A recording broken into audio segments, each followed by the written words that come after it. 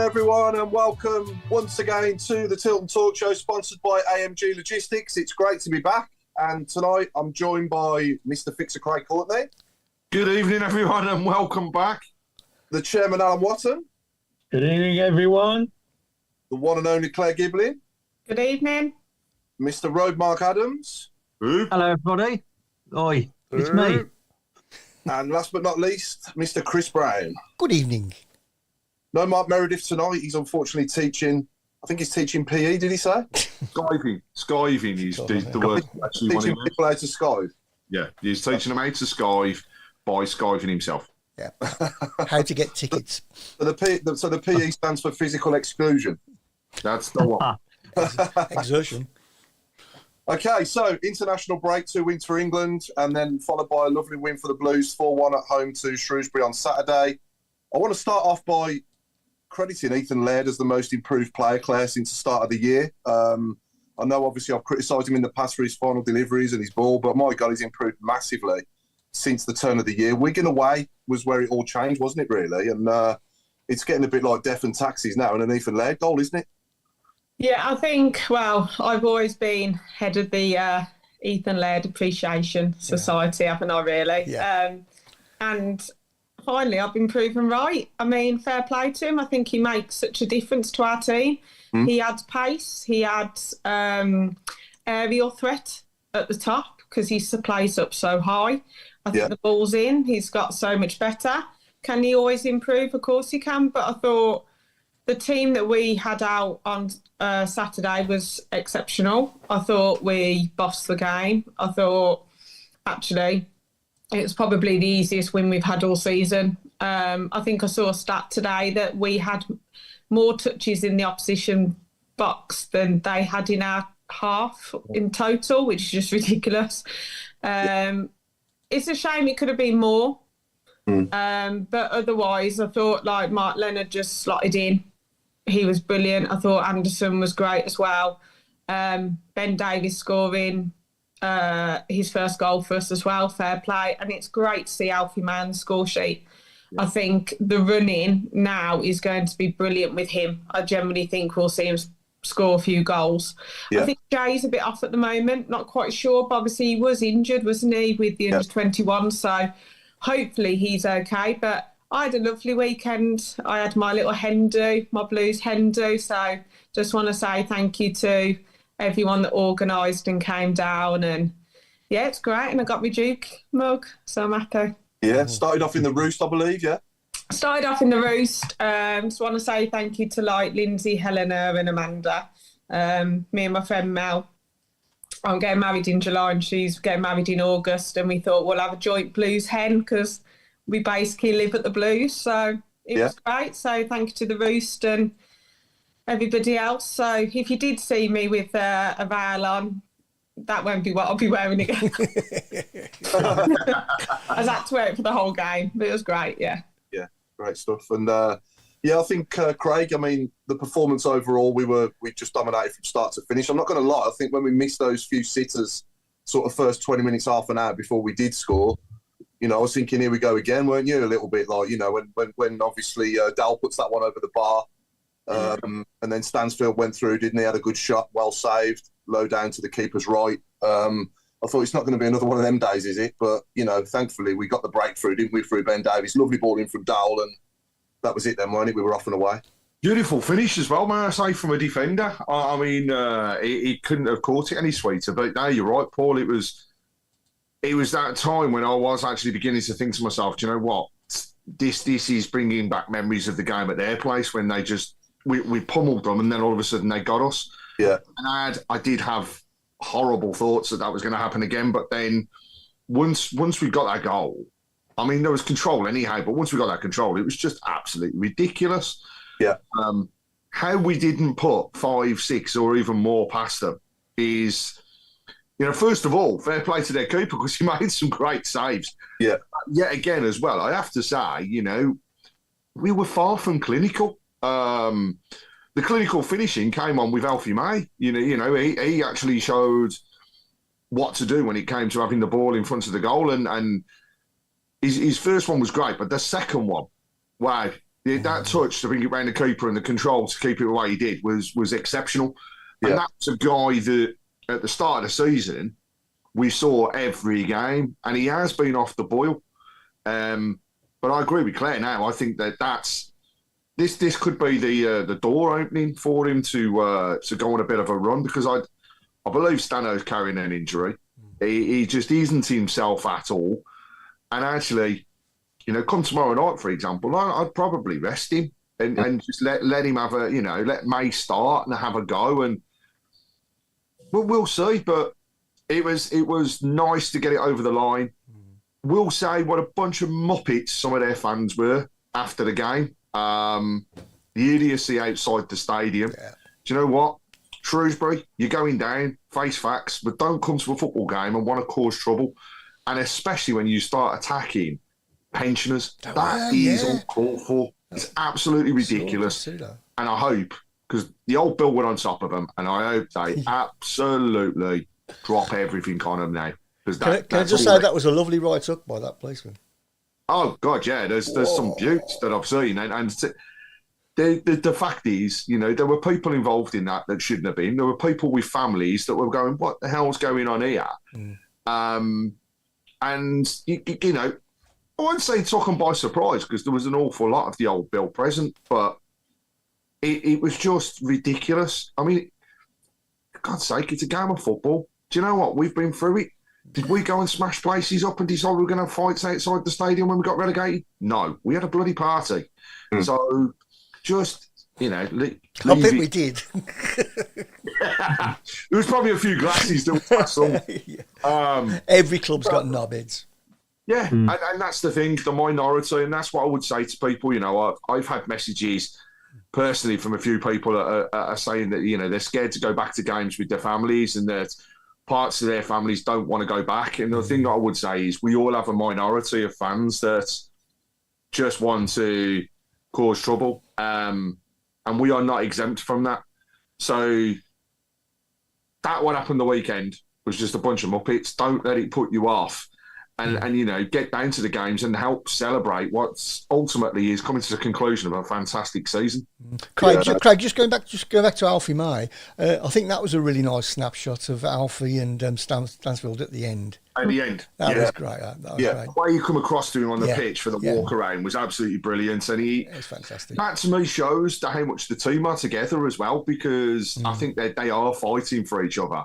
The header from Claire's man. What can I say? He put that away, but then it was almost as though he'd scored his first goal, let alone, was it 4th for the season now? And they were all there celebrating with him, picking him up, and everything else. And again, it's all down to just the way things are. And I feel for the players, because every game now at home, there's a different player that's having to come and do the 3 chairs in front of the stand.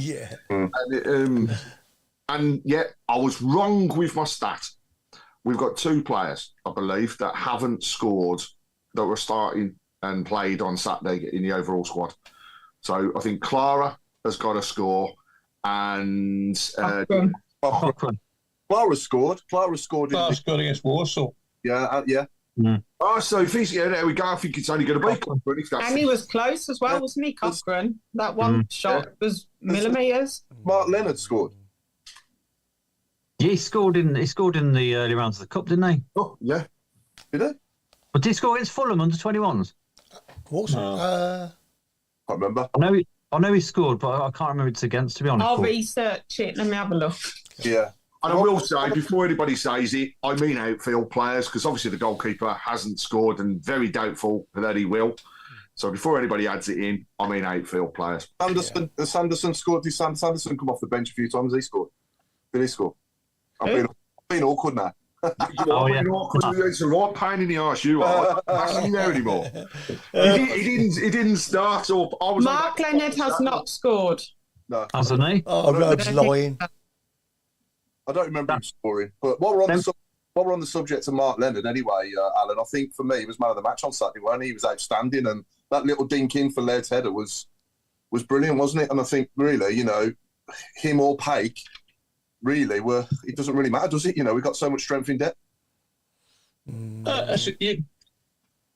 Yeah, I would not. If anybody had made a case for anybody to be man of the match, I wouldn't have argued with them. But yes, I was impressed with Leonard. I'd probably give my man of the match to Alfie May because he did something special where everybody else did the run of the mill things right, if you like. That they all had good, solid games. You know, it's very difficult to think of. Oh, probably Dale's miss was poor.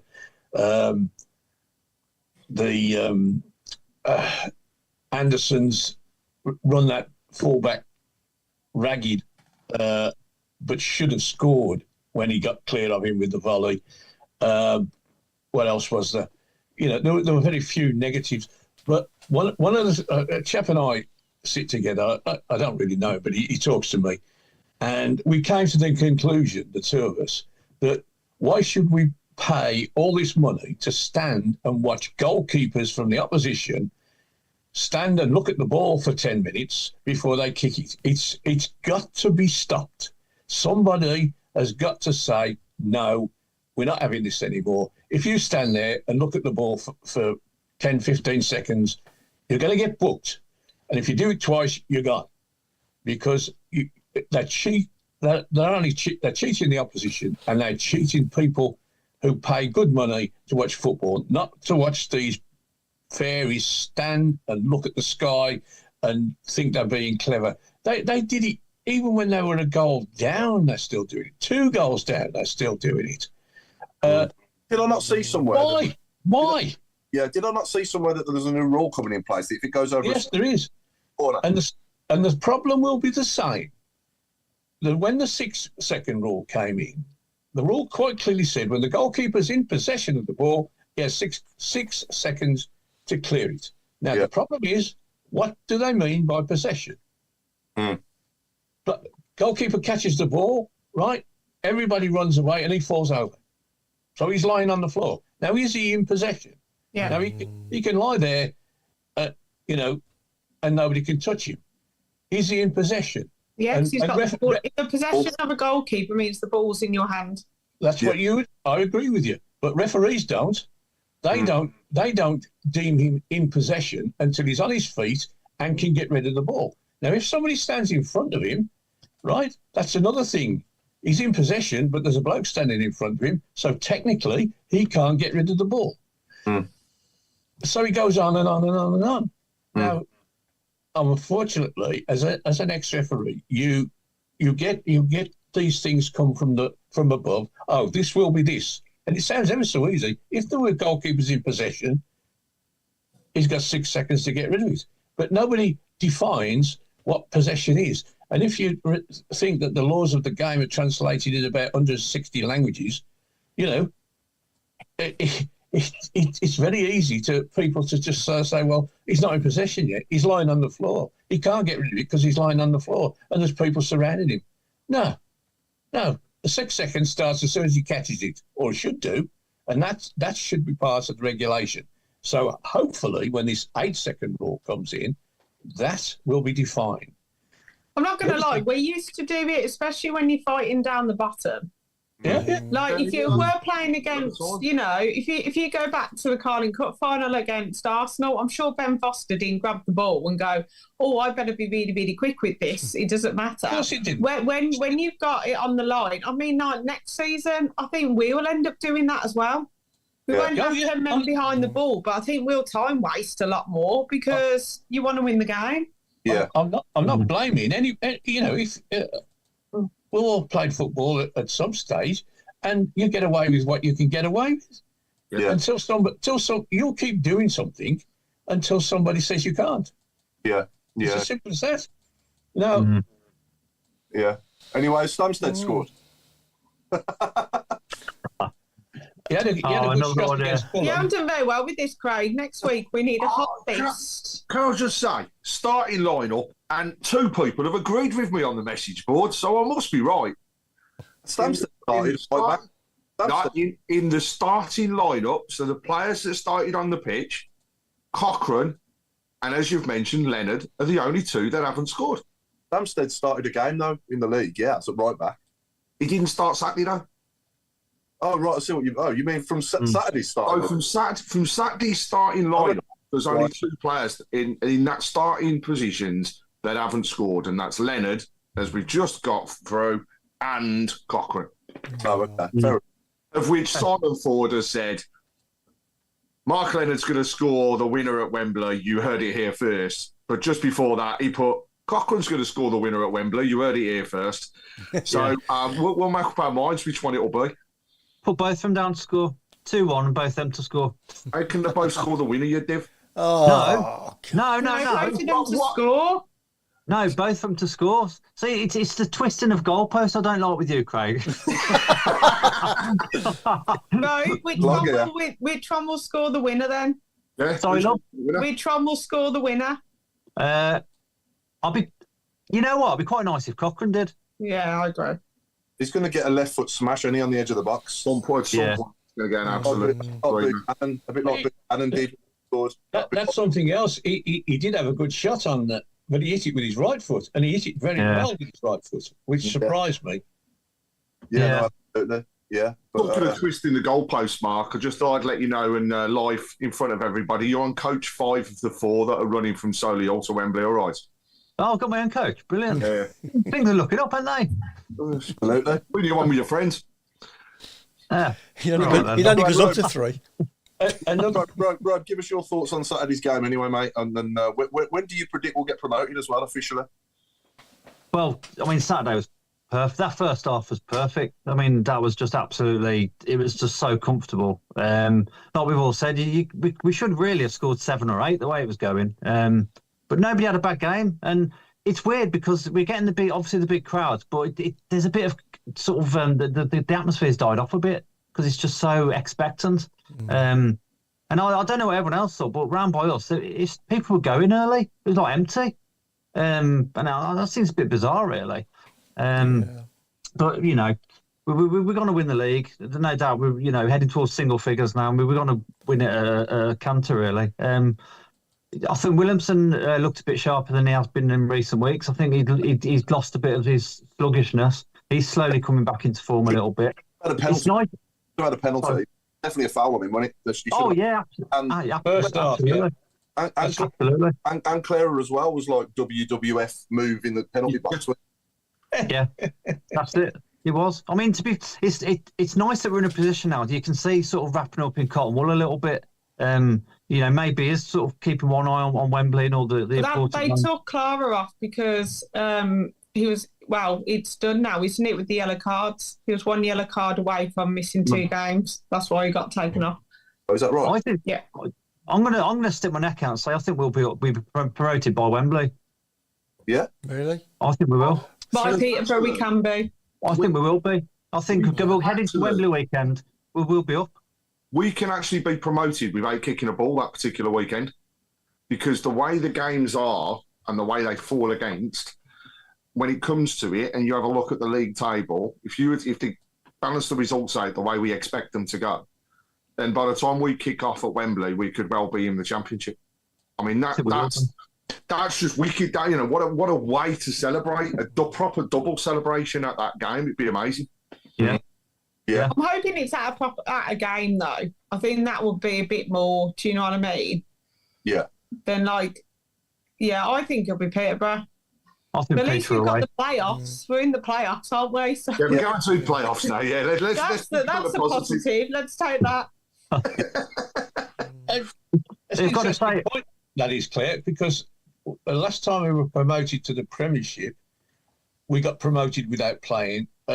We'd won on the Saturday, and it meant if Derby didn't win the following day at Crystal Palace, which they didn't, we went up. And I tell you what, I enjoyed that. Yeah. Sat there watching that game, and and I finished 0-0 or something. And it was very, very, very comfortable. Well, a good feeling. We didn't have to do anything here. Just watch these silly idiots run around. And That's what cricket's about.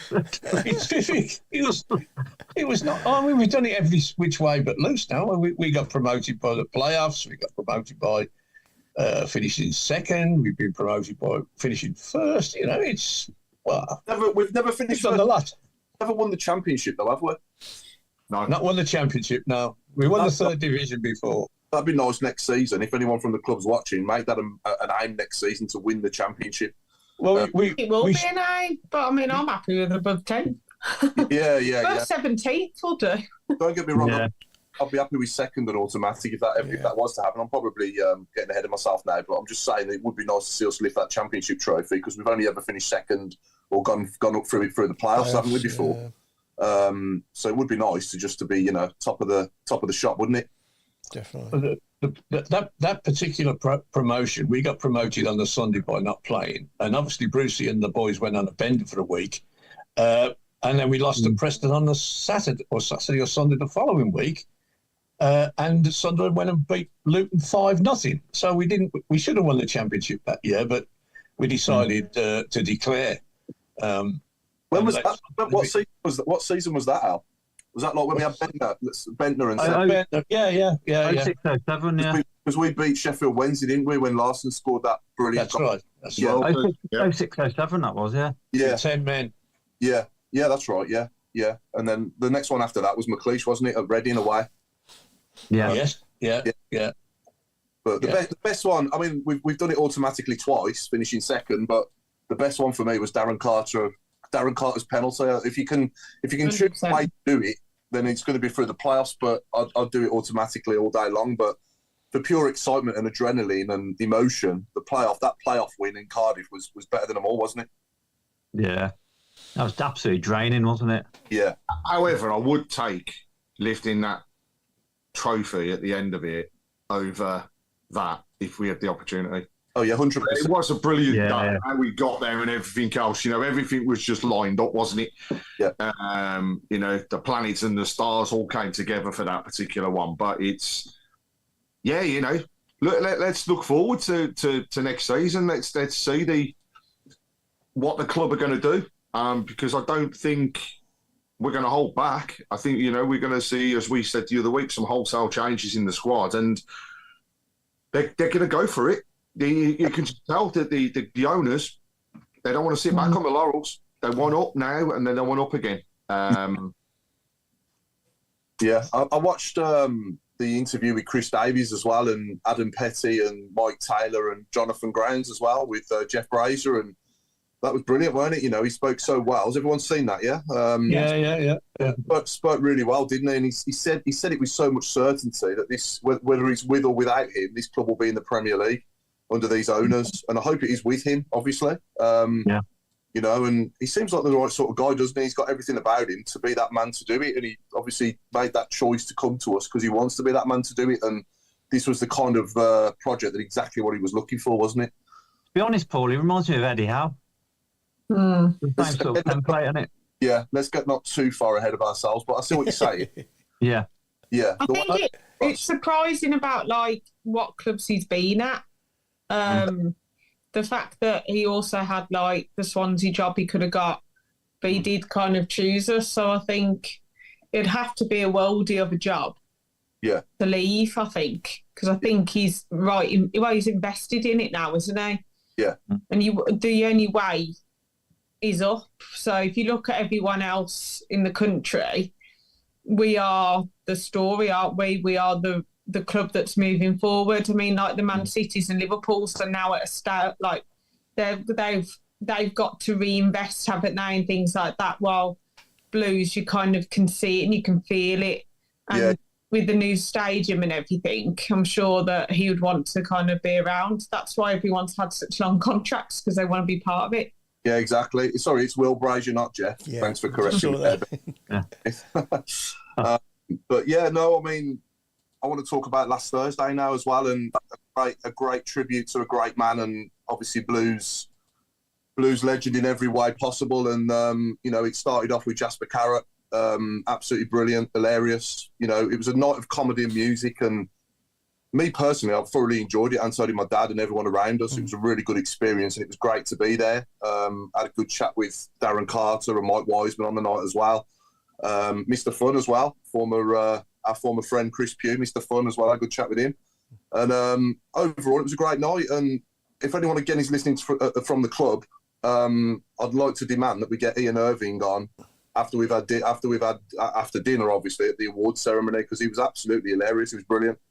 So if we can get Ian Irving at the end of season awards, I think he'd go down the storm, especially after promotion. But overall, I think the choice of music was good. Mainly, it all depends on taste, doesn't it? Music's all about taste. But the lead singer of Ocean Colour Scene was really good.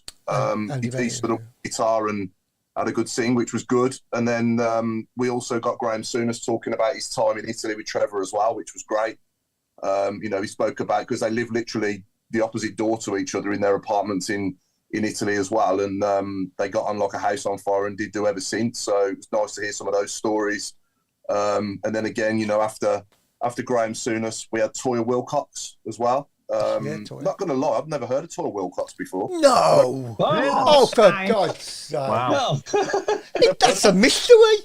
I know. Oh, that's good, Chris. That's good, Chris. I've been waiting for that all night. And then we had Strictly ABBA. I was strictly got the toilet at that point. And then after Strictly ABBA came on, Ian Irving, and oh my God, he was having me in tears, man. He was brilliant. So if you've not seen it, I think our friends at BlueTube have actually put it on YouTube. Yeah, it is. Yeah. Anyone that's not seen it, do watch it, and I do highly recommend that you watch Ian Irving because he was brilliant. Yeah. And then we had Tony Hadley on as well from Spandau Ballet, which was good. Yes, that's true. And then the show was edited by Bobby Davro. Didn't end in gold, no. Didn't end in gold, no. Ended with Bobby Davro. Did Davro make a good impression? Of who? His impressions of... I've never found him funny, to be No, honest. me and Chris are funny. Stop trying to join in. Stop ruining it for us. All right, carry on. The only person I haven't mentioned, that was on as well is Alistair McGowan, impressionist. Yes. He was really good as well. Yeah. And he did a great impression of Robbie Savage as well. Did he? Yeah. He is a good impressionist, yeah. Yeah, he was very good. He was very good. I think so, he's one of Carrot's closest friends, I think, as well. Yeah. It was just great sitting there, not having a clue who was going to come on. And it was like just something that I've never experienced before. Usually when you go to events like that, you know what to expect, don't you? You know what you're going to be seeing. And it was a mixture of, I think everybody in the room probably would have had something about it that they loved and something about it that they didn't like so much. But overall, I think it was a really good night. It was really good.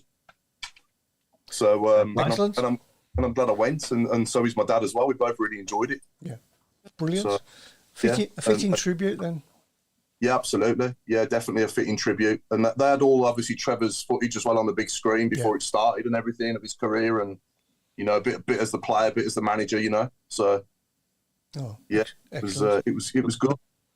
So, fantastic. So moving on then. Do we think then when Pake's available again, he comes straight back in for Leonard, or is it going to be harder for him to get his place back now, or what? Because I think on that form, it's going to be harsh just to leave him out, surely, because I thought he was fantastic on Saturday. I think so. I think Pake will come straight back in. I think now we know our strongest 11. Not saying that Leonard's not part of that strongest 11, but I think when you got Pake and Iwata together, they just come together, don't they? Yeah. And it was strange not seeing the one without the other. The thing that I noticed on Saturday was Pake moves more to the left to create that space, and I think Leonard tried, but he would do it a little bit later. And I think obviously that's lack of game time and things like that. But Leonard's got us, he's playing some games, which is great because he's only young. Is he only like 23 or something like that? Yeah. So he's one for the future, I think, as well. And I think he does need some game time, and he's got and he might take his chance. You just don't know what Chris Davies thinks. But like Laird was out, wasn't he? And he came back in. So I think we know our strongest 11. I think Pake's in there, but I can't wait to see Leonard play for a little bit. To be honest. No, he was. Yeah. Now as well, think- Led's come back from injury and scored in his returning game in both of them. You're getting more stats out the bag now, Craig. I'm just taking over from you, Paul. I've heard faster. I tell you who impressed me, Hansen. I know he come on. The poor fullback was probably had his wind blowing out his rear end by the time he got on. But what impressed me most was he went on the outside and used his left foot, and the third goal, Alfie May's tap in. He picked him out. And if I've got. Did you think at any point that he was going to miss it? No. Well, that's how good a cross it was. Move your big toe 1 inch and you'll score at. That it was that good a cross. Where, if I've got a bit of criticism of Anderson, he doesn't deliver. The perfect cross. He was great. He ran that fullback, but we didn't. He didn't affect the game as he should have done. With all that possession and with all that pace he showed.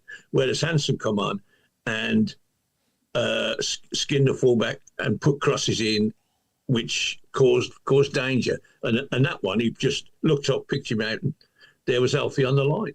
Mm. Yeah. Sorry, Paul. Do we think it's too early? It's too early to say that they're playing for Wembley places? No. Of course they are. Got 2 weeks left. Yeah. That's all right. I mean, as a human being, well, I know I'm not. You've got Bristol Rovers, Barnsley, Peterborough, then we play them again. You've got That's what I 3 mean. games. Do you reckon it's part of the nature they're thinking about Wembley now? Because I know they say they're not, and they're focusing on the next game and all the rest of it. But surely, they've got to be thinking about Wembley. Massive incentive, isn't it? If you go in that team and have a blinder like Leonard did, then that's what I mean. You want to make it as hard as possible for the managers to leave you out of that, especially at that, at Wembley. Because I don't. Correct me if I'm wrong, but I don't know if we've got a single player that's played at Wembley before. Alfie May has. Has he? For Charlton in the playoffs, the COVID season. And I think Allsop has as well. Yeah, he didn't also play for Hull there. He played for Hull, yeah. Cheltenham. Wasn't Alfie May at Cheltenham in the COVID season? No, he's at Charlton. Was it? Yeah, he was at Charlton. So I read an interview the other day with him, and he said he has tasted Wembley, but it was empty. So, yeah, it'd be nice to see him come get on the pitch at Wembley, I think. Yeah. So it's going to be empty again in one end. Yeah. Well, yeah. We got 11 games in 36 days.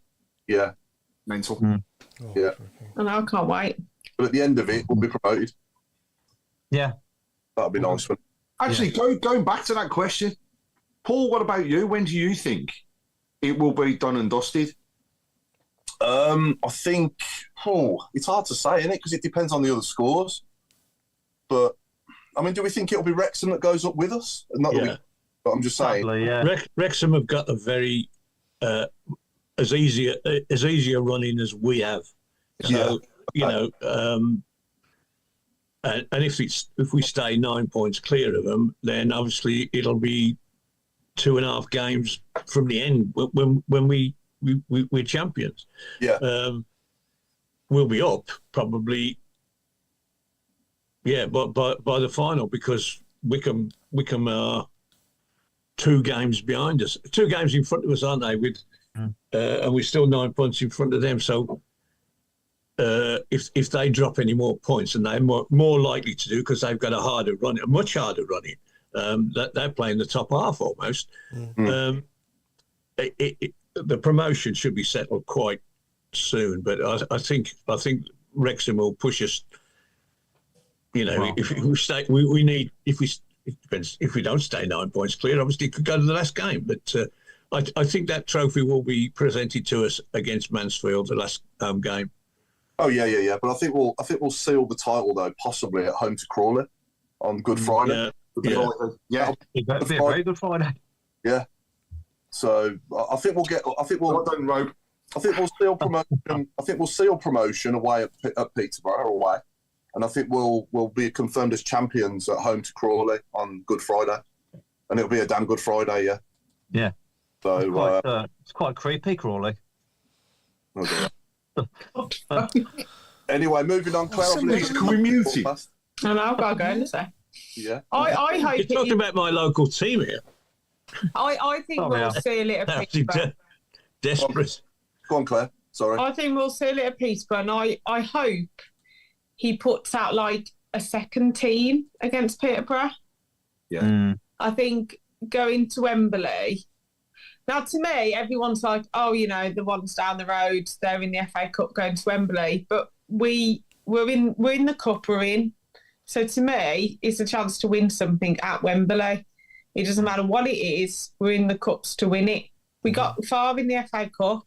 We did all right in the Carabao. And I think by the end of this season, we're going to have, we would have played 60 games or something. Mm. So, I mean, I'll take it at Peterborough. And then we'll be happy, won't we? Absolutely, yeah. Any good questions coming in, Chris, on either YouTube or? Yeah, I'm just looking at Chat box. YouTube. Good evening to everyone on YouTube, by the way. Yeah, there's quite a few on YouTube. Yeah, definitely Howard and Alfie need more game time, says David Nash. The upcoming accounts will make interesting reading. Oh, okay. Bellick took a knock in training by all accounts, says PW in blue. Yeah, he was up by me. He was up in the Alliance, just behind me. I was going to say, where was he on Saturday? I wondered where he was. Yeah. Who took a knock? Just going back to the time wasting, Kevin Venable says, regarding time wasting, do you think most of it is to stop our momentum and rhythm? Yeah. 100%. Absolutely, yeah. Yeah. They've got no other way of stopping us, have they, otherwise, really? No, of course not, no. Well, I'm going to go on that point. See you later. Okay, Claire. Have a All the best, Claire. See you soon, Claire. See ya, Cheerio. bye. Anyway, we're going to Bristol tomorrow. Safe journey, and I'll see you down there. Claire, give us your predictions for tomorrow and Saturday. I think we'll win 3-1 tomorrow. And Saturday, I'll take a 2-1. Okay, thanks for that. Thank you. See you later. Okay, later. Bye. Somebody mentioned earlier that Dowell has played at Wembley for the England under-21s. Oh, was it? Yeah. Okay, fair enough. That's another one then. Yeah. That must be the game when they opened it. It was the test match when they put that on to test whether it all worked. He's too young, isn't he? Because that was like 18 years ago. Is it? Is it long as? Oh yeah. Yeah. He'd have been a toddler, wouldn't he? Yeah, of course. Yeah, time flies, doesn't it? Yeah, absolutely. Yeah, it doesn't feel like it's been open that long, does it? To be honest, but it has. Yeah, 2007 Wembley opened. Anthony Baylor has asked on Facebook. He said, regarding Ben Davies, when we've got big Phil Newman coming in the summer, do you think we'll sign Davies? Being at the age of 30 and one of the oldest players there, do you think he might get another 12-month loan or sign permanent? I'd love to see him permanent, personally. I think you need to have that fight, don't you, in your team? And that's the opportunity, I think, to actually do that. Yeah, he's played at the top end of the Championship, hasn't he? You can see why. Yeah. Leaps and bounds above. Him and Clara are just leaps and bounds above anybody, aren't they, in that position, in this division? And I'm not just saying that because I'm biased, obviously. We've watched a lot of other teams, and don't get me wrong, there is other good centre-backs in this division, but they're just another level, aren't they? You know. And can we just say as well, Ryan Allsop, oh my God, why is that guy not playing outfield? I mean, there was the one opportunity in the first half of the game when he just levered the ball straight down and we literally just missed. But his delivery is incredible. I tell you, I'd love to see him playing on a wing.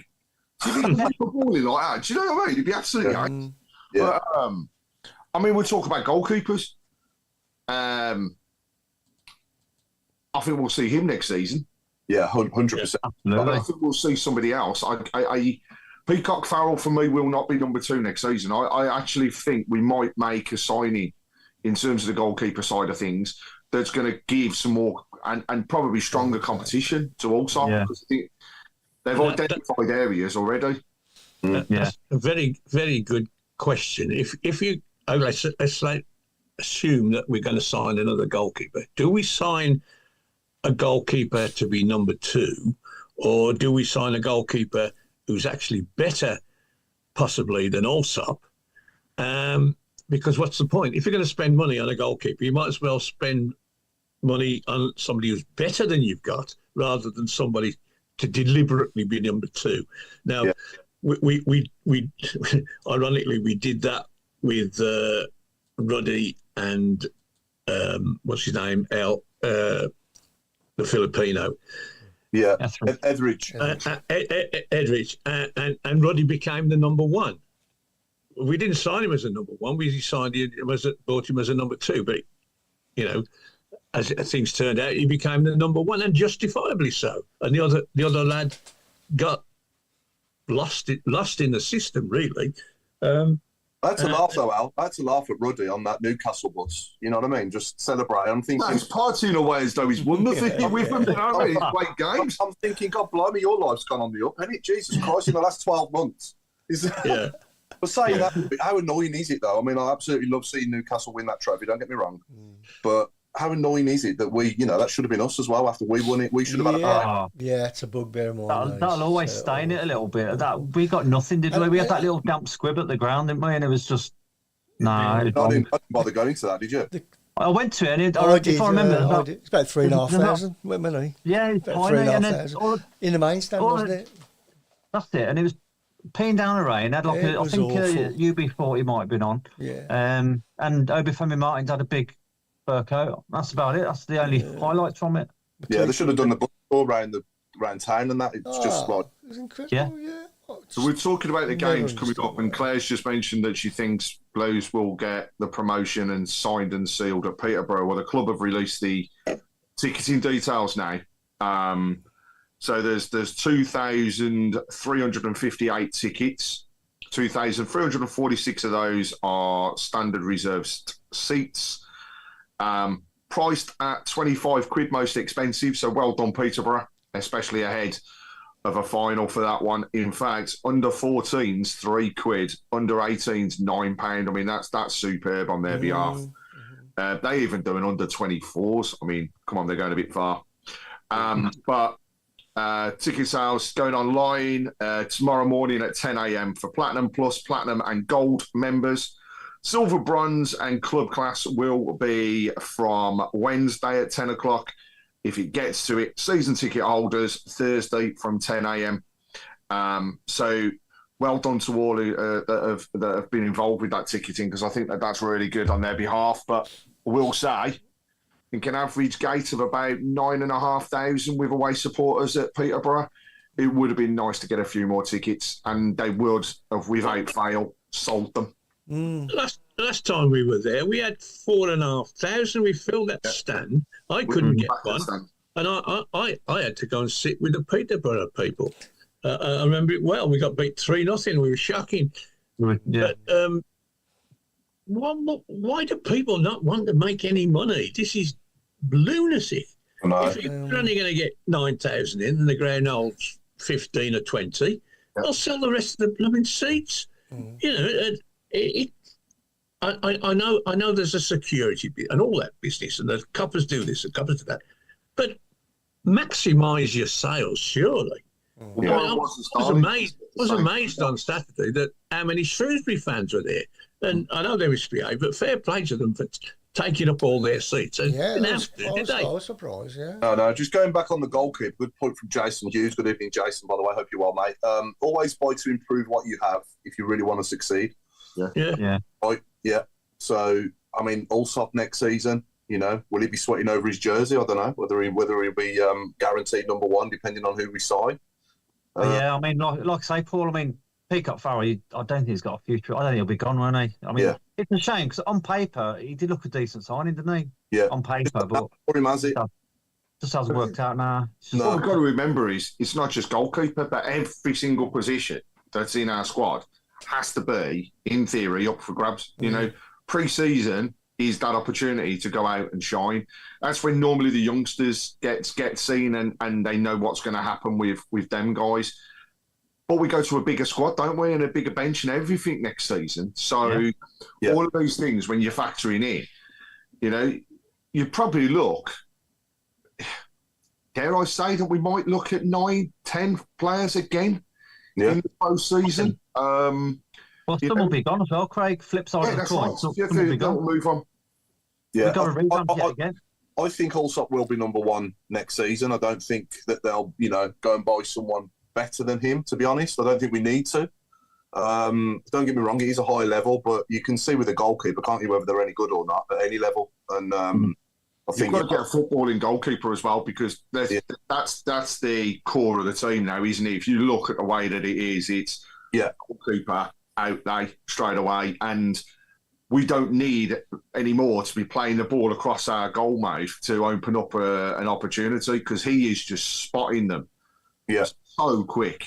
Warren Watson-Starling's just said, wow, Peterborough gave us 5,000 when we played them in the Championship. What's wrong there? Yeah. Maybe there's a limit. Maybe it's the EFL. They limit the amount of away tickets you can get in League One. Got to be the only reason it can be. It's not being shown anywhere, is it? No? Have we noticed as well, since Iwata's crazy own goal away at Northampton, that we've started to do that a little bit less? We're not pinging it around the edge of our box. Clearing the lines a hell of a lot quicker. Yeah. And the one thing I noticed about Saturday, actually, we normally see that cross-field ball quite a few times across the defence. That stopped. It was always into the middle and then into the centre of midfield. But then that shows how well our players are at creating the space. Because there were times when you'd have sworn that Shrewsbury only had 8 players on the field. We just literally passed it around them. Yeah. Somebody mentioned Williamson's form earlier. Do we think he'll come with us into the Championship? Yeah, I think he will. I think he will. He might be better next season. Yeah. I think he will. He'll get more time and space on the ball at that level. And I think he will do well for us at that level. I think, to be honest, we were getting shadows of the player that we saw at the start of the season, weren't we, on Saturday? I thought he had a good game. Yeah. Like we said, he's lost that sluggishness, hasn't he? He's looking a bit sharper. How many times in his life has he played close to 60 games? Probably never. Probably more, 35 probably. Where did he come from? Holland? Iceland. He's Iceland. I know he's Icelandic. He came from Go Ahead Eagles, weren't he? Go Ahead Eagles. Yeah. Well, their first division only play 36, 37, 38 games or whatever, same as ours. And, one cup competition. Yeah. It's nothing. You're on the beach by January if you played here. At the weekend as well. 50 games in charge of Blues already for Davies. Wow. Yeah. That's mad, isn't it? It's flown by. It'll be nice, to be honest, Craig. It'll be nice not having the early cup games next year. It'll be nice having lesser games. We won't be in the, let's win this cup at Wembley and never be in, dare I say, never be in it again, because go out with a bang. Oh, my favourite subject has just come up on our YouTube. Should we move the away supporters for next season? Go! Move them where, though? Exactly. I'm in Thai place opposite. Yeah, Villa Park. I'm trying. Where they used to. Have we ever had them anywhere? Oh, they used to be in the paddock. Didn't they? They've been in the Tilton. They've been in half the Cop. But the visitors' car park and coach park it's all designed so they can easily be redesigned without crossing swords with the home people. And I suppose you could march them through to the other end of the Gilmedic stand or put them on the Olympic whatever. So. But they're not going to come out of there. No. And it's we're talking 4 to 5 years of a problem, which will be solved in 5 years.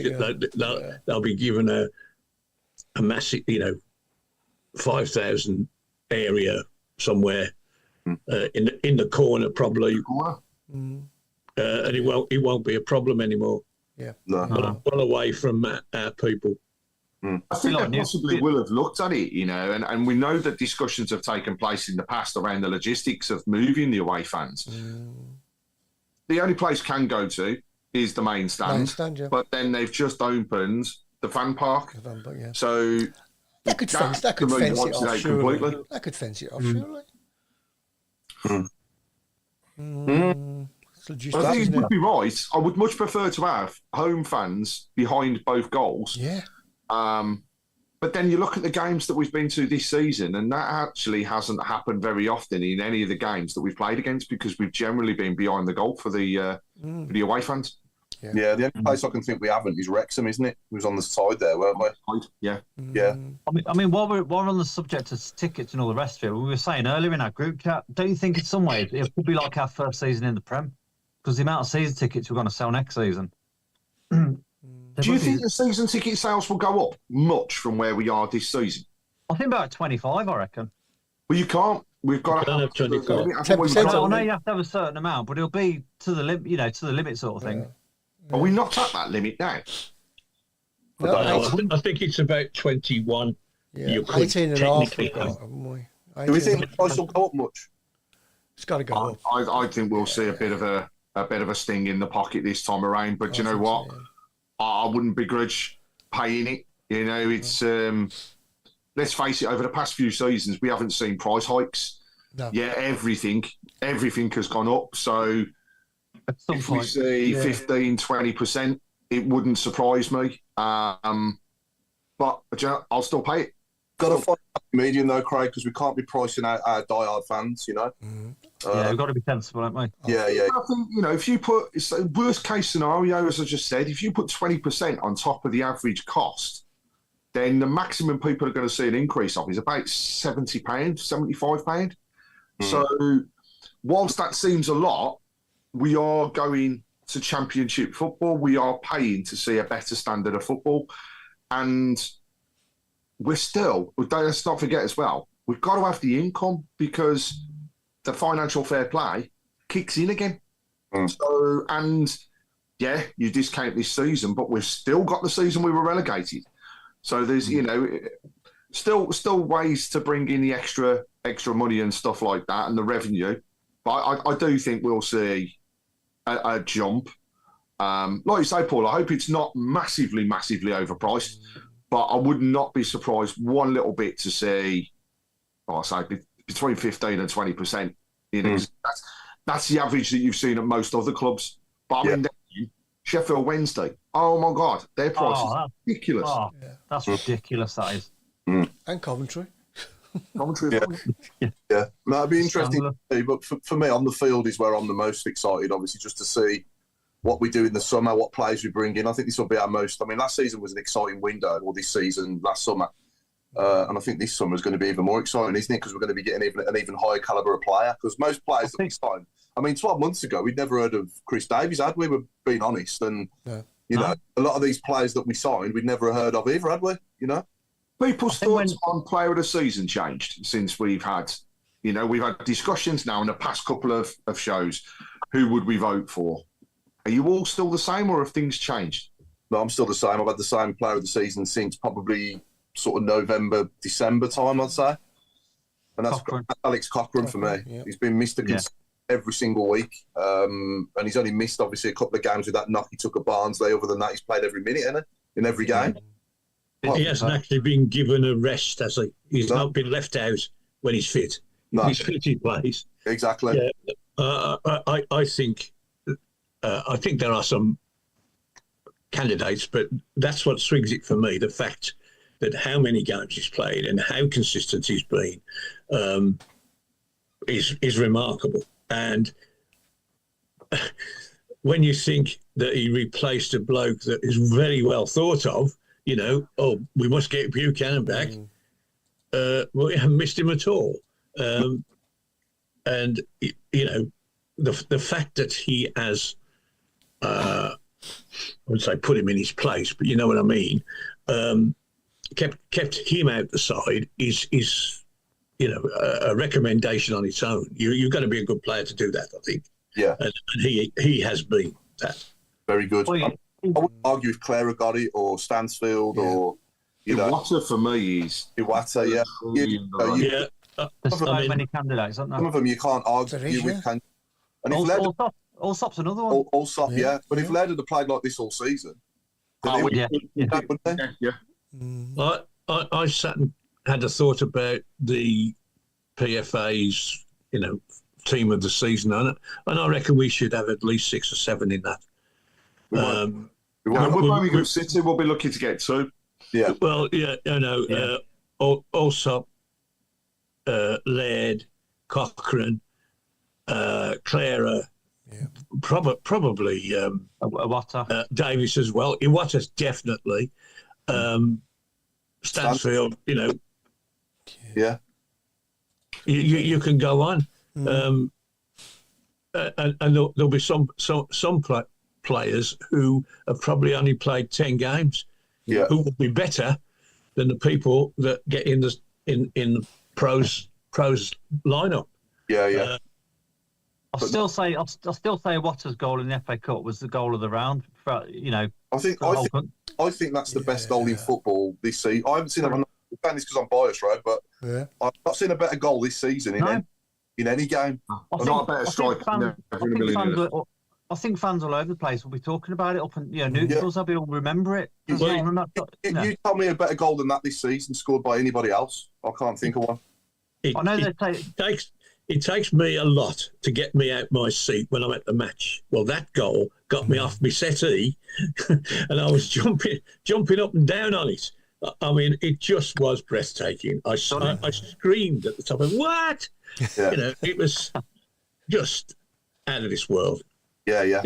I've had a couple of questions come through to me. Sorry, Paul, about the first of all, people's thoughts on the fact that club coaches for the game at Wembley now appear to be actually leaving from the NEC rather than going from the club. So people are just asking, what are our thoughts what's going on that? And I've got to say, firstly, I haven't seen anything official come out from the club, but there has been a lot of messages that have hit me across the day as such. Personally, I think if that is the case, and it gives more of an opportunity for people to park cars up, travel from a centralised location that's closer to the motorway, it makes sense. Or the train. To get to the NEC is pretty straightforward for most people, and it's got a decent in and out route, both pre and post the game. So if that is the case, and I say if because, like I say, not seeing anything official, but if that is the case, I think it's a good idea. The one thing I would say is a lot of people though do like to go to the stadium and leave from the stadium as they have done in the past. Yeah. So the first time that I travelled with the club coaches, it's always nice just to go from St Andrews because you're leaving the club and you're going back to the club. But we wait and see what actually is going to occur on that one. But anybody else heard that? And what's your thoughts in regards to it? I didn't catch that at the beginning, Craig. Sorry, what was it? What is it? It's going from the NEC, a coach or a train? Yeah, so basically the proposal is the club coaches, the club paid for coaches going to Wembley, leave from the NEC. Right. For Wembley, sorry. Right. Yeah. Yeah, why not? It's a good. I mean, it's obviously they've got loads and loads of parking spaces with the NEC. You couldn't just rock up there and park, could you? It'd have to be obviously pre-organised and everything. But if it is, which no doubt it would be, then yeah, why not?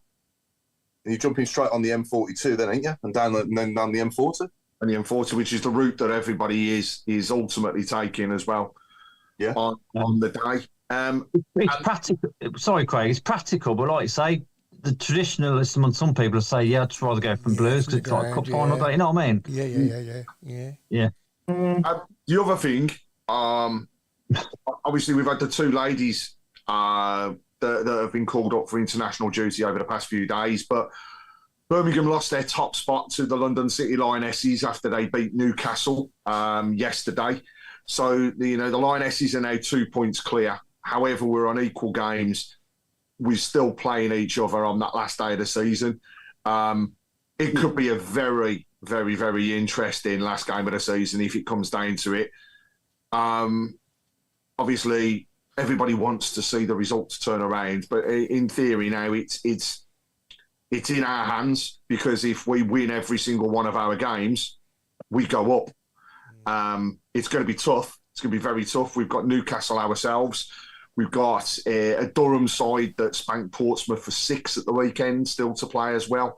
So there's going to be some really tough games. But look, we want to get as many people as possible down to St Andrews at Naya Park. Easter Sunday, I know it's tough. I know families will be celebrating, but Easter Sunday is our next game. If you can make it down, let us know. We can try and sort some tickets out for people, get the families down there. You know, be a nice little celebration day, hopefully down there for the ladies' game, and then that last game of the season, if it comes to it. I said it last time, but I'd love nothing more than to be able to fill St Andrews. You know, I don't see a reason why we couldn't. Just get people down there to support the ladies and get it over the line. And wow, to go into the players' celebrations on that evening. What a night that could be, to carry the Virtue Trophy potentially, the league trophy for the men, and then potentially the league trophy for the women. But let's also not forget, congratulations to Birmingham City ladies under-21 side who won their cup at the weekend. After falling a goal behind, to come back and win the game is a phenomenal achievement for everybody that's involved. You know, so well done to every single one of them, because that's our first piece of silverware, and hopefully not the last. And let's, you know, what a season for the club. One over the line already, potentially 3 to come. Let's see it happen. But again, if you're interested in the ladies' game and you want to go, get in touch. We'll try and sort you some tickets out. Didn't I see somewhere as well that goalkeeper, isn't it, Alfie? Forgive me, I can't remember his surname, but Alfie's the youngest player to represent Blues under 18 since Jude Bellingham. Yeah, I believe yeah, 14 years 14, of age. yeah. For the under 18s. 14 years of age. Alfie Smith, his name is, goalkeeper. 14 years of age, incredible. Oh, that's James' son, isn't it? Yeah. Is he? Presumably, he's a big lad for his age. Yeah. Yeah, well, I don't know. I've not seen him. I've not seen him. I don't think he is. There's a lot of people raving on about him, though. You know, as soon as he got called into there, they were like, he's deserved it. He's got that opportunity, and that's what we need, though, isn't it? You need the youngsters still to continue to come through. So, you know, we're still awaiting the decision on our academy status, but these sorts of things, these types of players making that jump, is only a bonus for us as we go into those particular stages. Yeah, absolutely. Yeah. Chris, have we got any any other comments first and foremost? I'm conscious we haven't read out many comments on the shape boxes, and then have we got a who and a Barnets as well? Just going back to Alfie, it's James' son, isn't it? The our former sponsor. Oh, okay. Yeah. Why? Yeah. Big. I don't think he's that big, you know. I don't think he's that big now. I think he's that tall. You don't have to be nowadays, do you? Really, to be. No. You know, some of the best goalkeepers. I mean, Pickford isn't that big, is he? Isn't that tall? Really? Benno weren't big, was he? No, that's right. Apparently, about 40 coaches are leaving the Blues. There we go. Okay, yeah. Fabian Barthez as well. He weren't that tall, was he? Anyway, I've only got 10 minutes. There was a comment regarding the ticket prices for the awards. Do we think £180 is a lot of money? Gone up by 30 quid on last year, hasn't it? Yeah. Yeah, it's gone up on last year, and I think again we come back to the fact that nothing's cheaper. It is an awful lot of money, especially when you know. Let's face it, there's a lot of people that want to go this year. I think they'll sell it no matter what. It will be sold out. Yeah. But what it does do is, for those people that would love to take their families, it does price people out of going to opportunities like that. So I do wish that at times it was thought of from a family perspective. We are a family club. We advertise ourselves as a family club. But for these types of events, and in fact, you take the Chris Davis event as well that happened at St Andrews the other week. Exactly the same thing. It was one flat price, and it was a flat price that it didn't matter whether you were 7, 8, or 78. You paid the same price. Yeah. Now that doesn't happen everywhere else. You know, you go anywhere, go to the ground and watch the game. There's a kid's price, there's a pensioner's price, and then there's the intermediate one. And I think if they had have done it that it was 180 as it is with that for those people that are in the intermediate range, but had something for those people that are younger or in the pensionable stage, then that would have fallen a lot better for me. However, go back to it. There won't be a seat to be had. No. No, but in years gone by, we've gone to the after party as well, haven't we? And what do they want for that now? 300 quid plus that to do that as well? Yeah. Yeah, I mean, there's been the changes not only to the pricing but the structure. Yeah, so you're right, Paul. It's like, you know, the 180 is your basic package. That is your turn up for a welcome drink, have a meal, and be at the Player Awards. Get a bloody seat for that, nearly. Yeah, yet, you know, for what I think the next level, if I remember rightly, was 300 per head based around the table. That got you an invite only to a pre-drinks reception. It got the after party, but then the rest of it was the same. That wasn't the most expensive, though. You know, when you look at the packages that were there, the most expensive was like £4,500 for a table. It's crazy. And you had players on there. How many of our normal fans that go down every week can pay that sort of money? You know, that goes back to that goes back to my concern earlier, Chris, is that we're going to end up watching out our die-hard fans. Well, yeah, but as somebody said earlier on, you know, the revenue is not from ticket sales at the Blues. These are the sort of things, you know, that where they get the revenue from. But so that's just crazy money, please. It's frightening. It worries you about the future, doesn't it? You got to find a happy medium because we all want a full stadium as well on a match day. Yeah. You know, and you're not gonna get. You might not get that. Paul, I know so many people that would love to go to the game. They just can't go anymore. No. It's I a will £400 say thank you to Andy Boner. He has just sent through the details on the board. Oh yes, see that. It's quite long, so I'm not going to read through it all. But basically, it was thanking people for purchasing the official coach ticket. Goes on to say about the numbers of Blue Noses that will be on the premises, and it's going to be an unforgettable day for everyone involved. They have then gone on to say due to the large number of coaches required for the final from St Andrews at Knighthead Park, it is not operationally feasible. Club are currently in the process of identifying alternative departure locations. Whilst the club is finalising the departure site, there was a survey for people to complete. With that, it was talking about the most suitable departure point to ensure a smooth match day experience. The survey will also ask questions such as preferred mode of transport to and from the departure point, the numbers of people that are in the group, and much more. So the proposed departure venue is from the National Expression Centre, Marsden Green, Birmingham.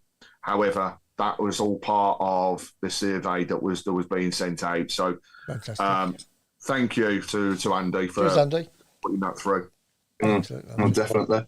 So where's Pity, you know what? Sorry, Paul. I was going to say it's a pity we couldn't commission a train like in '91. Yeah. Football special. Yeah, the specials. Yeah. Oh, yeah. Going back to the awards a minute, do we know where the after party is? Is it Buckingham Palace? Robes House. I've heard they're going to the town hall because the council need the money. But, we get to go on the balcony, apparently. No, there's nothing been said, actually, around the after party at all. No. Yeah. No. Okay. Be interesting, wouldn't it? Indeed. But as well, you know, I am definitely hearing of a mixture of people this year that are going. And what is nice is the numbers of people that went last year, that went through that period of pain, you know, day after a relegation, getting in there and going to an awards ceremony. It was, you know, I was there. I know, Paul, you were there. Robe, you were there. It was a killer. So I'm just glad that the people who have been and experienced it are going back, because this year is going to be a totally different vibe. Vibe, the whole lot. And what is nice as well, despite the cost, I know so many people that are taking family members and youngsters this year. So as long as, in a game, hope the club are listening, as long as there is that availability, as there have been for many award ceremonies and the past 2 years that I've been to, that availability to mingle with the players, for those players to do their signing of, you know, stuff and have the photographs with people, as long as that's available, it's going to make some kids just, I mean, what a year for some of those fans to have been through. Oh, Craig, you'll make mine as well. I've told you, you're on coach 5 and 4, Mark. If you get there, we'll be sorted when we go to Wembley. But as for the player awards, you're not invited. Pete Taylor says, I received an email earlier from an African prince. Let's just say I can go now. Did he have his bank account details and sort code? Yeah. That was just to enter the competition, I heard. I thought they were giving away loads of tickets, mate. On the other thing that's come through on the message board on a couple of occasions now, he's talking about Chris Davies. We've mentioned what he's been like for us, but people are asking, do you think he'll be in the running at all for manager of the season? What, in League One? In League One? In League One. Oh, League One. Oh, yeah. He's got to win it, surely. Yeah. Do you think that? Run away. But look at the amount of times that he's taken the Manager of the Month award. Yeah, I mean, based around the same things, and what will they say? they might look at clubs that have spent less, obviously, and done well or whatever. But at the end of the day, surely the manager of the team that's top of the league should win Manager of the Season. Especially if it's by 20 points. Yeah, exactly. Yeah, so, I mean, anybody could have come in and, we've seen clubs in football spend millions and millions and millions and fail, haven't we? Yeah. So, it's not like anybody could have gone in and done what he's done, I don't think. I think other managers that we've had in the past, like we said on here before, would have got us out of this division, but it's how you do it as well, isn't it? He's done it in style in a way. Yeah. So, definitely. And it's the camaraderie that's there. It's there. Every single game, you see it afterwards. I mean, we've already mentioned the way that Stansfield went across to Alfie May, but everybody is together. I mean, I don't think we've actually seen a squad that's been this together. Well, not in my time anyhow. That has shown this amount of camaraderie and togetherness. I think the 2002 team were, to be fair. Yeah, we have had some good ones over the years. 91 as well. As close across the board, though. I think under Barry Fry, they were together, weren't they? That was his biggest strength, Barry, weren't it? He's getting his players on board with what he was doing. We've had ex-players on here, haven't we, that said he wasn't the best tactician, but he was a brilliant man manager. And I think Trevor was obviously more of a tactician, wasn't he? And maybe less of a man manager. Yeah. Again, players loved him, didn't they? Players that played for Trevor absolutely loved him as well. So, I don't know, it's hard to say, isn't it, really? But when you look over the years, I don't think there's many players that have looked unhappy playing for us, is there? I think to see our owner at the game on Saturday, and that wasn't a work thing. I found out prior to the game, he is actually on holiday and he wanted to get a game. So he come over here he's on holiday, he's come over here just to see a game. I mean, that's just brilliant. And he really got himself about and interspersing with the fans again at Baines's bar. I think he was in the fan park beforehand, around the stadium. He come down past the the club shop, and through the entrance in the Globe and Ball as well. Nice just to see him out and about. He is just a normal. That even sounds funny when you say it, Craig. I'm on holiday in Smalley. I could have gone to Bermuda and took a bit of sunshine, but I decided to come and see a sunshine at a football game in Smalley. You know what I mean? What are the odds on him turning up at the awards?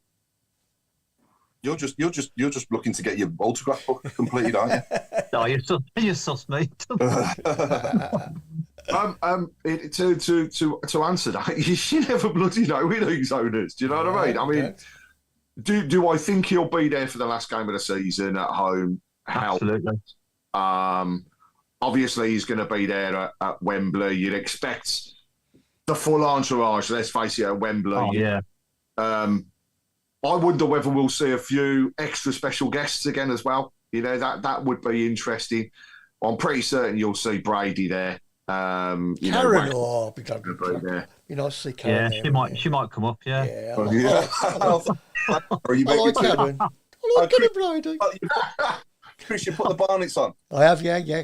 Give people a head start again. Okay. So, anyone want to hold them up for Alan? I'm road, but you on road. Can you see him? No, I can't. Be too bright again. Too bright, yeah. Oh, hang on, that's fine. That's fine. Oh yeah, no idea. Yeah. Come on. Easy. I thought these were easy this week. Easy peasy, lemon squeezy. I don't like to say because I don't like to say who I think in case I'm right and I'll spoil it then. Yeah. I like to give our viewers 5 minutes. You know what I mean? Yeah. There we go. Yeah. A bit of better colour for your robe. Oh, there we go. Oh, yeah. Anybody got a clue on the shout box? I think I know. I think I might. No. Oh, Do we? no. You're wrong. You're wrong, Susan Lawson. Sorry, and you're wrong as well, Mazza King. Now, I'd like to have a- confirm that they're both players, ex-players. Yeah. They're both ex-players. Yeah. Never used to put like the cones out before the game kicked off or anything. And they're not the groundsmen. No, they haven't cut the No, grass. nor the ball boys. Is one of them Bo? I think I know the one on the number 2, but I can't remember his name. Oh, well, that's handy. Has number 2 been a guest of our show? Not unless I wasn't here. No. Is he a left back? Is he a left back, the number 2? Yeah, that's what I think, Al. That's all. Yeah. It's not McSheffrey. And is his surname the same as one of the football clubs in our division? No. It's not Simon Charlton. No, it's not. No. No, I'm not thinking. I'll go further back. Oh, I can see what you mean there. It does, yeah. No. He played in midfield as well. I thought number 1 would go by now. Keith Fahey? No. Not Horse, is it? No. Not Clements. No. It's not Chef. It's not Craig Gardner. No, sorry, Susan. No. Not Marcus Painter. Nope. Hmm. Well. Dacian Dix, says Ray Hobro. Sounds like a Dix would be my number 2, to be honest. No. Dacian Dix. It sounds like a pair of coppers there. Or a law firm. Solicitors, yeah. No, one's got it on YouTube. Is number 2 Mark Ward? No. Well, his name was Gary something. No. Oh, Gary Cooper. No, not No. Gary Cooper. No Gary Gary. Cooper, yeah. There's no Garys there. No? No Garys.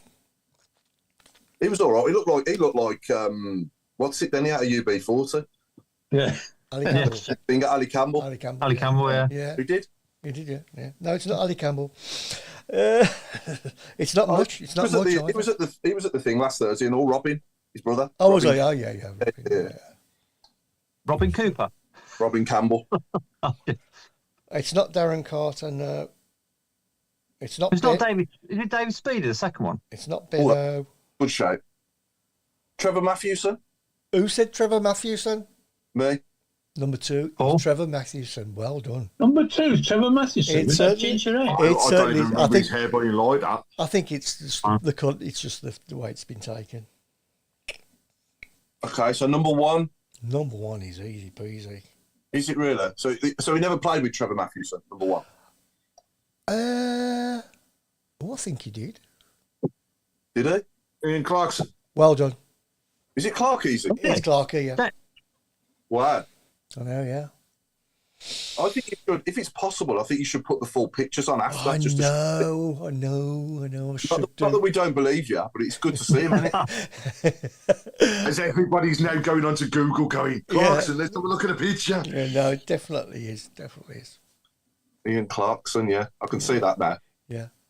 Yeah, yeah. What a legend he was as well, and still is, still in and around the club. And, you know, and actually, we talk about legends. We've got 10 minutes and we haven't mentioned our special guest for next week. Absolutely, yeah. Yeah, so... Ian Clarkson. This time next week, we're talking to Blues legend Steve Claridge. One of only 3 players to score more than 20 goals in a season, over the last 30 years for us. Wow. Obviously, Stano this season, Che Adams a few years back in the 2018-19 season, and Steve Claridge in 94-95, wasn't it? Yeah. What a player. We've had a couple come close, haven't we, with Forsell, got 17, I think, didn't he? And I think Kevin Phillips did as well, didn't he? Got close to Marlon King. Yeah, he came close, didn't he? Yeah. And Jerome, Jerome scored about 10, didn't he? Yeah. That was in the Prem, though. Of course, Steve joining us as well. We'll be talking about his time at the club, but more as well. A few days before our Wembley final, he'll be able to reminisce around that final that he played in himself as well. And that season under Barry Fry, when was the last time we did the double. So it's going to be a great show. If people have got questions, try and get them in ahead of time so that we can get as many as possible asked on the day, because we know it's going to be busy on the shout box. So if you've got anything, please send them over and we'll read out as many as we possibly can. Is he doing his 1 to 11 as well? He has been asked to do his 1 to 11, but he did turn around and go. He can't remember yesterday, so probably won't be able to get many, but I'm sure we'll recognise a few names as we go through it. It must be hard for him not to pick himself. He'd have to put like Steve McGavin in or someone, wouldn't he? Yeah. Or D'Souza. Yeah. I've got a prediction that we might hear the words Paul Tate, Ricky Otto. They're going to be there, aren't they? They're Liam Dayish. If they don't Super Kev, Big Kev, Super Kev, Francis. Mark Ward, Louis Donaway. Yeah. Has anybody seen his interview with under the cosh? Oh yeah, under the cosh. Yeah. Under the cosh, Very good. Very good. Brilliant. Yeah. He without being too disparaging, he surprised me at how intelligent and well spoken he was, and also the way he described parts of his life. Even his gambling.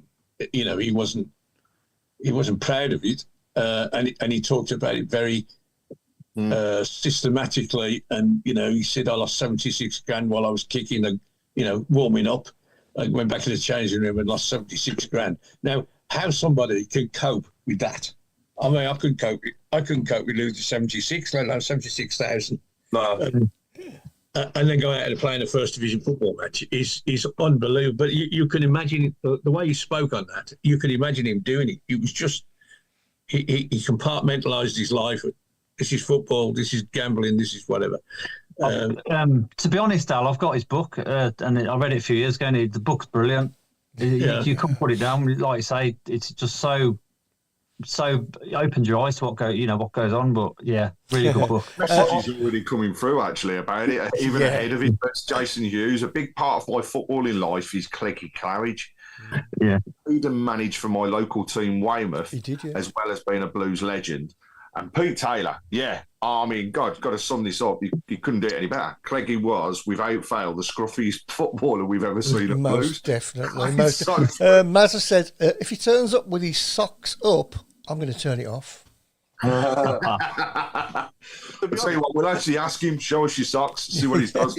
It's actually scary to think that it's like 30 years ago that he played for us now, isn't it? And I can still see him there as clear as day with playing cards as his shin pads. Yeah. His shin pads sticking up. His socks around his ankles and running his absolute whatsits off for us, because that's what he did. And he scored some brilliant goals. He was a great player. Really good. Still remember his goal at Huddersfield, because it was a scruffy goal, but it was his windmill celebration afterwards. And he was just like, where the hell's this come from? And he's running and swinging his arms around like nobody's business. And I was early in the game, weren't it? So there's a lot of memories that people will have of Cleggy, and I'm sure next week's going to be fantastic. Judging by Under the Cosh, which I've seen from start to finish, which was a brilliant interview, I think we might need to allow a bit of leeway with language, Chris. I've got me beeper ready. Yeah. Well, I think if you said to him, don't use it, he genuinely wouldn't. I think he's that sort of person. Yeah. It's just, I mean, their program, they allow anything, don't they? I mean, it doesn't bother me. It's Facebook. I quite like it. They have some good people on. Yeah. We got a who, Chris? We have. We got time of week. 4 minutes. Okay, here we go. Quickly, here we go. He finally got hold of you. Don't anyone. I remember. That was Nick. I win. Well, he said, "Where are you?" Maybe not as politely as that. And I think I was leading on a Lilo in. We've had that one. Yeah, we've had that. That was Curtis Woodhouse, wasn't it? Hang on. What job? What? He's done his Lilo again. Been that long. I've downloaded the wrong one, so we haven't got a who. Right? Okay, predictions then. I'll start us off tomorrow night. I think we have got a who. Oh, we have got a who. Oh, go on then. I pressed the wrong knob. used to go on when I first joined Birmingham, and it was never serious. That's all I'm going to give you. I think we've had. You probably know this, Mark. We've probably had this before. It was never. I think I know that. But a different clip. When I first joined Birmingham, it was never serious. Play it again. I think I've got it, but play it again. Okay, it's a different bit, I think. Any pranksters?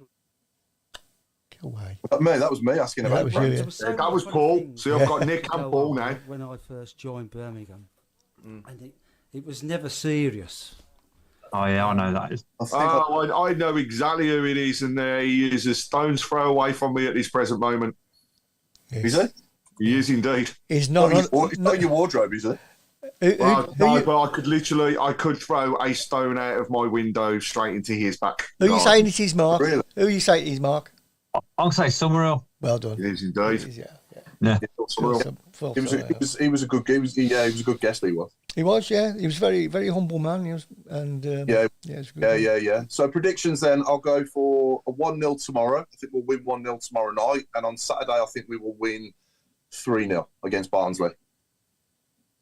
Right? I'm going to say 3-1 tomorrow and 2-1 on Saturday.